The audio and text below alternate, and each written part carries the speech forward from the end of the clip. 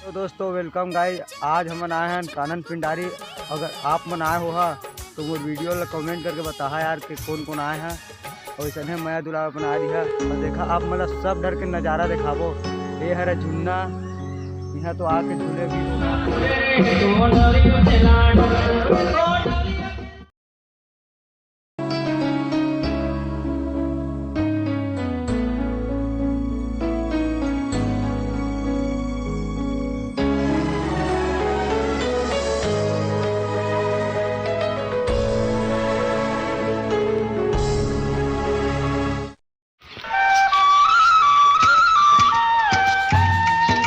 ये हरा सफ़ेद मिट्टू। दोस्तों आपने तो देखा तो है।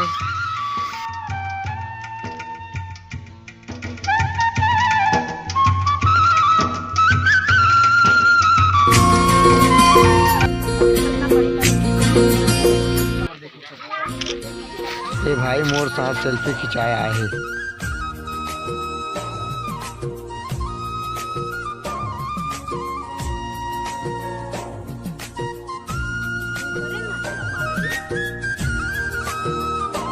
हेलो दोस्तों नमस्कार, ये लालमुही बंदर आप लोग देख रहे हो, किरण है आप लोग देख रहे हो।